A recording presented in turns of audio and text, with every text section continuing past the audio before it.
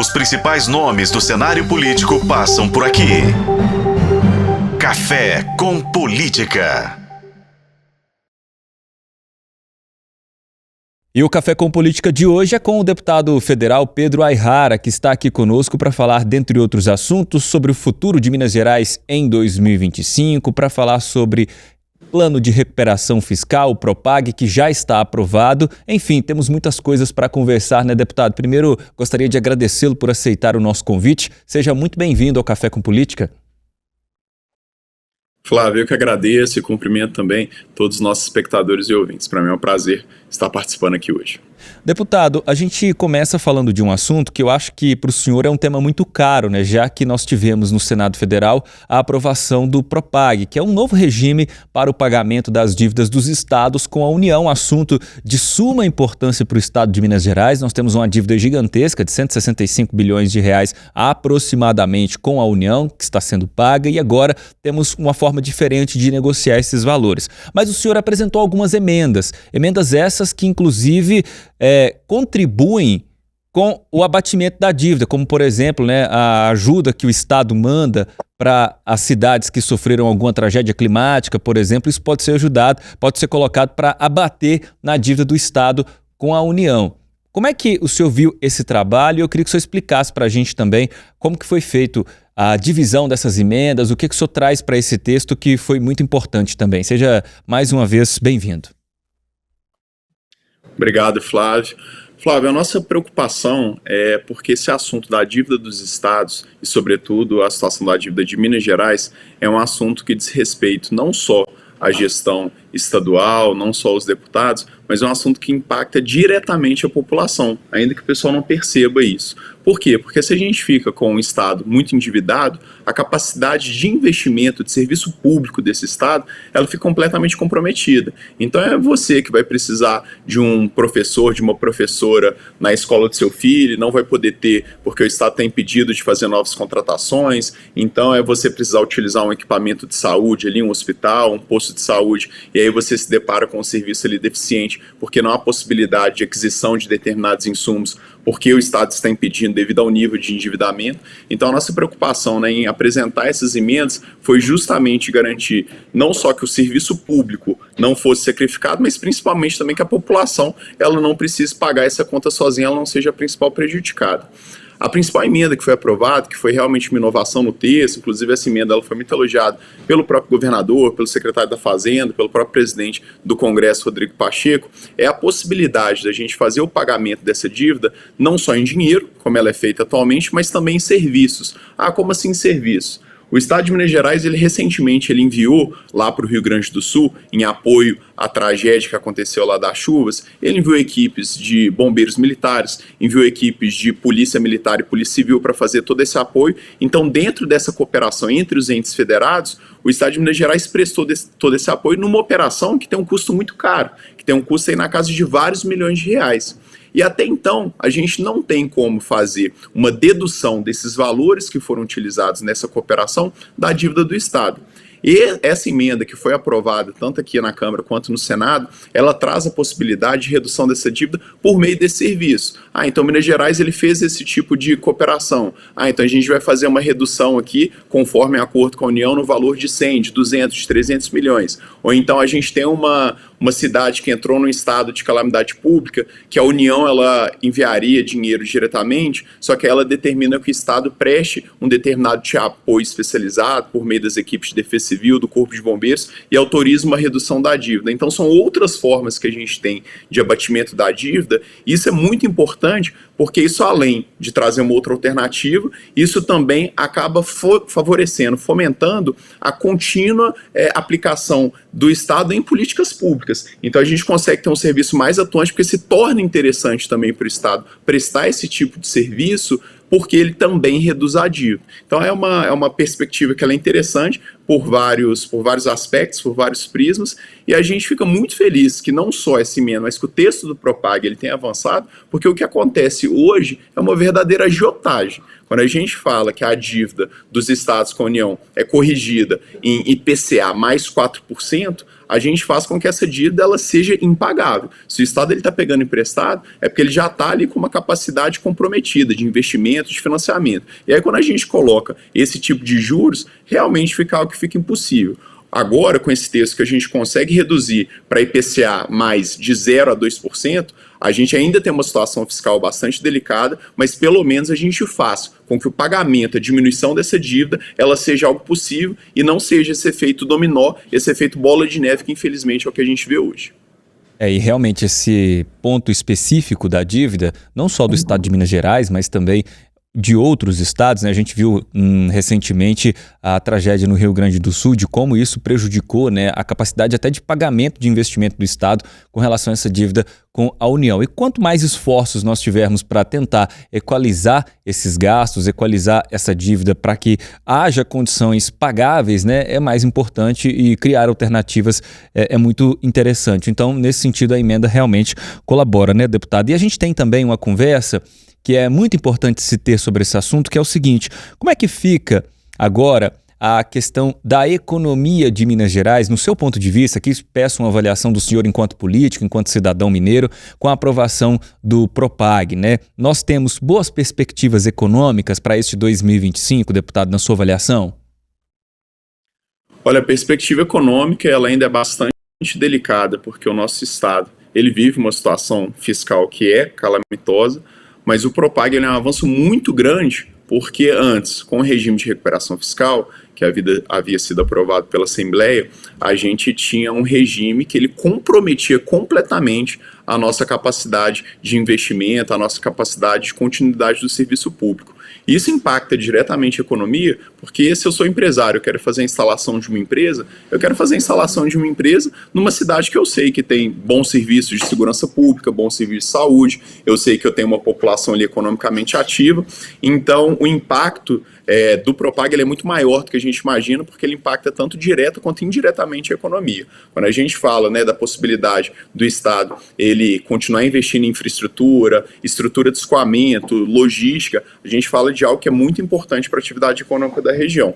E quando a gente pensa que dentro do Propag a gente diminui muito a forma como o servidor público ele estava sendo prejudicado, quando a gente pensa também nas exceções ali em relação à amortização da dívida, relacionada a essa questão de estado de calamidade pública, que em Minas Gerais tem um contexto muito específico, porque nós somos o estado que tem o maior número de desastres em todo o Brasil. Então a gente consegue fazer um texto que contempla melhor as necessidades de Minas Gerais. A gente coloca um pagamento, uma flexibilização da dívida que, sobretudo para Minas Gerais e para o Rio Grande do Sul, principalmente, pela realidade que a gente tem em termos de tamanho de serviço público, elas acabam possibilitando com que outras possibilidades elas aconteçam. Então, assim, um texto de fato muito importante, era um texto muito denso, então a discussão ela foi muito pormenorizada aqui na casa, a própria colocação dessa emenda, a gente teve várias reuniões com o Ministério da Fazenda, teve toda uma articulação política, porque a União ela tinha uma dificuldade muito grande de ceder nesse aspecto, mas a gente conseguiu vencer, e obviamente que essas questões também elas são influenciadas pelo cenário político, né? A gente precisa reconhecer também que a articulação do presidente da Casa, do Rodrigo Pacheco, presidente do Congresso, foi muito importante nesse sentido, porque sem esse tipo de articulação, a gente estaria dependente de um regime de recuperação fiscal que era extremamente problemático para toda a população. E, deputado, já que estamos falando de economia, eu até gostaria que o senhor trouxesse também para a gente uma análise de dois assuntos que foram, assim, importantíssimos para o fechamento dos trabalhos no Congresso Nacional, que é a aprovação da reforma tributária, a regulamentação da reforma tributária e também do pacote de corte de gastos do ministro Fernando Haddad. Na sua avaliação, o Brasil sai ganhando com essas medidas, sai ganhando com aquilo que inclusive o senhor ajudou a votar? Olha, em relação à questão do corte de gastos, eu entendo o seguinte: é fundamental que a gente discuta e que a gente implemente corte de gastos, porque a gente conseguiu ver o efeito disso no mercado, né? O dólar indo nas alturas, movimentações muito problemáticas em relação à nossa taxa de juros, uma inflação aí que ela volta a estar em patamares preocupantes, mesma coisa em relação à taxa de juros, e a gente precisa sim cortar gastos. Só que uma crítica que eu permaneço com essa crítica é que o corte de gastos ele não pode ser feito sangrando ali aquela pessoa que mais precisa, aquela pessoa mais pobre. Uma outra emenda que ela está em discussão, e provavelmente ela deve ser votada hoje, diz respeito à questão da intenção do governo federal em fazer restrições ao uso do BPC, que é o benefício de prestação continuada, que é uma política pública de assistência social muito importante para aqueles idosos, para aquelas pessoas com deficiência. Quando a gente fala do BPC, a gente fala ali de uma renda per capita abaixo ali, né, de 1/4 do salário mínimo. Então é uma pessoa ali que ela vive praticamente uma condição de miséria. E quando o Ministério da Fazenda ele quer restringir isso ainda mais, a gente fala de gente que literalmente vai passar fome, vai passar dificuldade, não vai ter dinheiro para comprar remédio. E a gente entende que um governo federal que mesmo diante de todo esse cenário, gasta milhões e milhões com viagens internacionais, com protocolos que poderiam, né, ou ser dispensados ou ser feitos em patamares mais responsáveis, a gente entende que essa conta ela tem que ser cortada em outros aspectos e não naquelas pessoas mais pobres. Então, tem vários trechos do texto do pacote de corte de gastos que são importantes, que devem ser implementados, mas existem outros pontos que são extremamente problemáticos e um desses pontos diz respeito a essa questão do BPC, que a gente já lida com um público bastante vulnerável. E em relação à questão da reforma tributária, a reforma tributária está muito longe de ser a reforma ideal, mas é a reforma possível. A gente precisa estar com o manicômio tributário que a gente tem no Brasil. A gente gasta muito dinheiro, não só em todos esses trabalhos burocráticos que precisam ser feitos pelas empresas, né, para entender essa loucura tributária que a gente vivencia, e a gente também vive uma verdadeira guerra fiscal entre os estados. Quando a gente fala de Minas Gerais, por exemplo, que tem um ICMS num valor bastante alto, quando a gente fala de muitos investimentos de instalação de fábricas que a gente acaba perdendo para outras regiões, sobretudo hoje em dia no Nordeste, a gente fala de algo que é fomentado, que é estimulado pelo nosso atual sistema tributário, que faz esse canibalismo entre estados. Então a gente entende que não é a reforma ideal, mas é uma reforma que sim, ela precisa ser implementada, ela melhora consideravelmente o sistema que a gente tem hoje e, principalmente a médio e longo prazo, ela permite com que a gente tenha um crescimento econômico mais estruturado. Então, os benefícios da reforma tributária eles não vão ser experimentados agora. A preocupação que a gente tem é a mesma preocupação da população, que essa reforma tributária ela não implique em aumento da carga tributária, e por isso que a gente tem um cuidado muito grande também, porque na reforma tributária ninguém quer ser a regra, todo mundo quer ser exceção. São desses regimes tributários diferenciados, eles são muito importantes, porque algumas coisas precisam ser contempladas dentro das suas peculiaridades, só que a gente também não pode tornar a exceção a regra, e é isso que a gente tem tentado ajustar aí no texto, aplicar aquela exceção realmente para aqueles produtos e serviços que são realmente necessários e não fazer uma coisa meramente atendendo o lobby de grandes atores econômicos. Com absoluta certeza, né? Para a gente observar isso com muita clareza, a gente está falando de uma reforma tributária que saiu depois de 30 anos de muita conversa. Como o senhor disse, está longe de ser a reforma que nós gostaríamos, de ter uma reforma mais clara, mais simplificada, com menos impostos para a população, sobretudo para a população que ganha menos. Mas se a gente for olhar para a história, por exemplo, há alguns anos, a gente teve, por exemplo, a Lei Candir, que, na minha percepção pessoal, pelo menos, prejudicou muito o estado de Minas Gerais, né? Porque corta num imposto importantíssimo que incidia diretamente sobre o ICMS, já que nós somos um estado que basicamente exporta muito, né? Produtos agrícolas, minério, enfim. Mas por isso que tem que tomar cuidado com essas coisas, né, deputado? Para a gente não depois criar um problema, que é essa questão da Lei Candir. Até hoje a gente fala desse assunto, formas de compensação, os estados sofrendo e sofreram por muitos anos com essa questão, mas é preciso ter muita atenção para não prejudicar os estados, os municípios, as cidades onde as pessoas moram de fato, né? Porque Brasília às vezes tem essa visão muito acima, né? Da realidade do país, enquanto nós estamos vivendo aqui nos estados, nos municípios. O senhor trouxe apontamentos muito interessantes, mas quero aproveitar a oportunidade e girar mais um pouquinho a pauta com o senhor para a gente falar de um assunto que lhe interessa diretamente, que é meio ambiente. Nós estamos vivendo um período complicado no mundo todo, temos que cuidar do nosso meio ambiente. Esse cuidado ainda não é o suficiente. O senhor participou, inclusive, do G20, o senhor tem discutido esses assuntos com muita eficiência, e eu queria que o senhor trouxesse para a gente um panorama daquilo que a gente pode fazer a partir de 2025, deste 2025, para que a gente não tenha mais tragédias? Eu acho até que as tragédias devem acontecer, infelizmente, mas como que a gente pode se preparar e proteger o nosso meio ambiente, deputado? Olha, a gente tem alguns esforços em áreas diferentes. Do ponto de vista legislativo, o Congresso ele tem que funcionar como a casa do povo e não como a casa do lobby econômico. A gente tem muitos projetos importantes aqui de lei que responsabilizam empresas, no caso de desastre-crime, que trazem essa questão da proteção do meio ambiente, mas esses textos eles não conseguem avançar aqui dentro do Congresso porque o lobby das grandes mineradoras, das grandes petroleiras, das grandes empresas aí que muitas vezes agridem o meio ambiente, é um lobby muito forte. E aqui é lógico que a gente também não é hipócrita, e a gente reconhece a importância das atividades para a economia do nosso estado e do nosso país. Só que a grande questão que a gente sempre bate na tecla é que isso tem que se desenvolver dentro de um mínimo ético. A gente precisa, sim, trazer investimento, trazer desenvolvimento da atividade econômica, mas da forma como é feito hoje, que as comunidades, que os atingidos, eles não têm a sua voz escutada, e isso não dá para fazer, e muito menos fazer isso, né, flexibilizando a segurança, a vida das pessoas.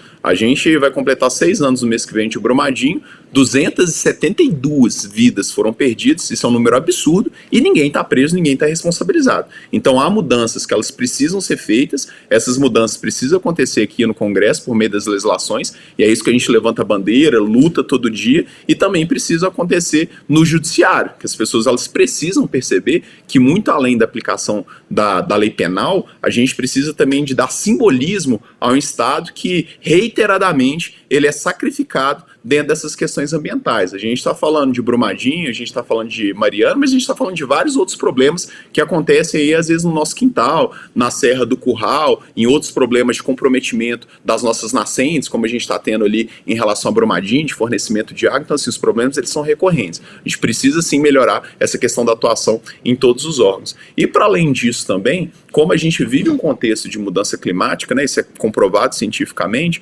a gente precisa expandir muito a visão da política pública relacionada a desastre no nosso país, não só para atividade de resposta, mas também para atividade de prevenção. Porque o que acontece, a gente conseguiu observar isso, infelizmente, com muita clareza no Rio Grande do Sul, é porque quando falamos de investimentos estruturais para melhorar o escoamento da água das cidades, para impedir essa questão de enxurradas, de enchentes, a gente fala de investimentos estruturais. E o problema da decisão política relacionada a isso é que o gestor muitas vezes não quer optar por aquilo dali, porque é uma obra que a população não vai ter a percepção do benefício, da importância que ela tem, e como são obras mais demoradas, via de regra, quem vai usufruir dos benefícios dessa obra do ponto de vista político são as próximas gestões. Então, geralmente, se opta por fazer ali mais só aquela política de resposta quando a tragédia aconteceu e alega-se que não existe dinheiro para fazer isso. E aí, quando acontece o desastre, o pessoal surge com dinheiro de vários fundos, o que mostra que existe sim dinheiro para a gente poder custear a prevenção, que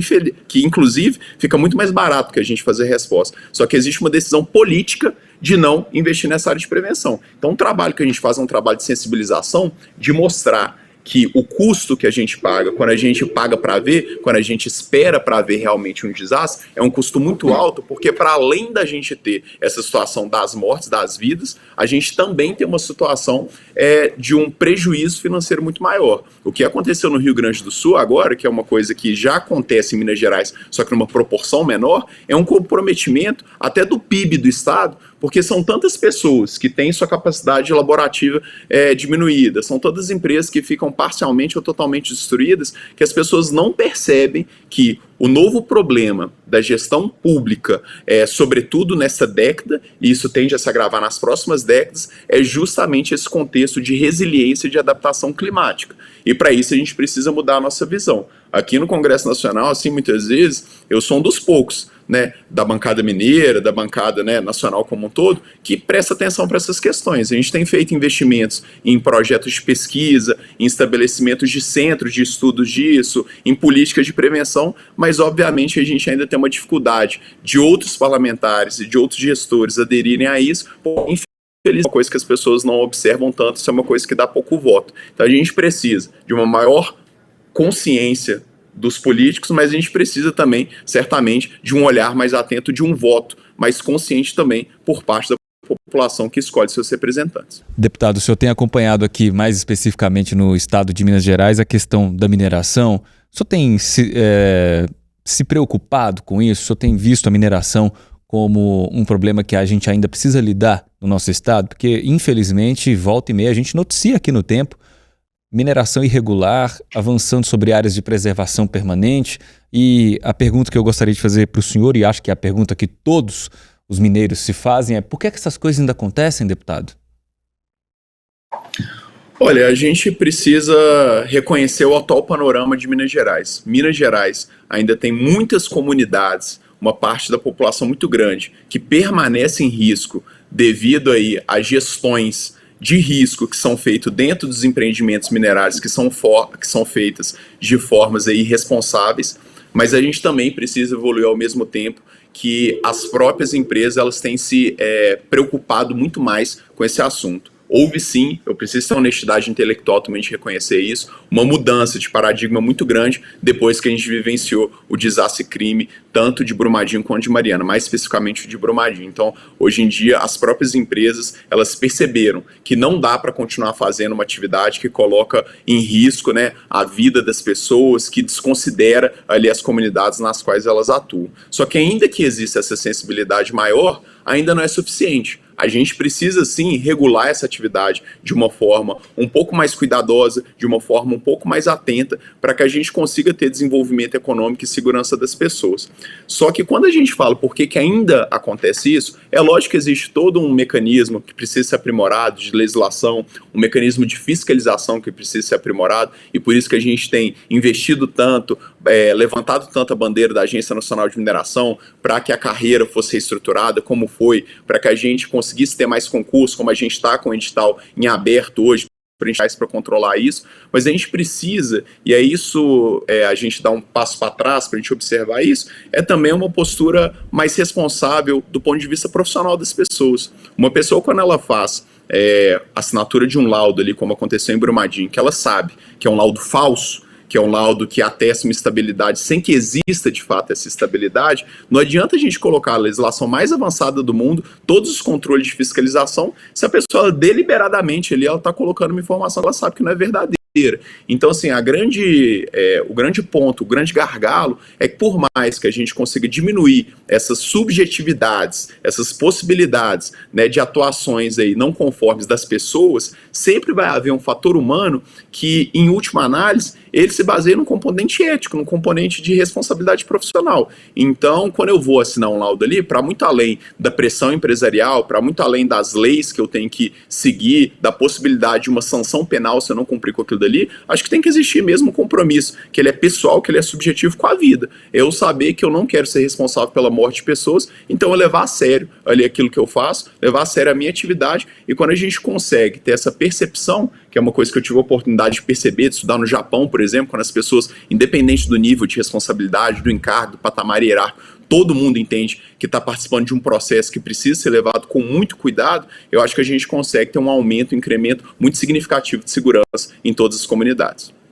E, deputado, para a gente fechar aqui a nossa conversa antes do bate-pronto, eu queria falar sobre segurança pública com o senhor. O senhor é militar, bombeiro militar, e no ano de 2024 a gente viu muito as polícias, de modo geral, as instituições militares sendo atacadas e sofrendo muito com até o desmonte em alguns estados, desvalorização em outros, a polícia militar trabalhando com a sobrecarga, a polícia civil também enfrentando muitos problemas, e tivemos uma tragédia relacionada ao sargento Roger Dias, né, que inclusive mobilizou toda uma votação, uma discussão importante aí no Congresso, sobretudo no Senado. Eu começo perguntando para o senhor o seguinte: em termos de segurança pública para a carreira militar, o que está faltando para a gente avançar, para a gente não ter mais policiais mineiros, brasileiros, mortos em combate, como a gente viu recentemente?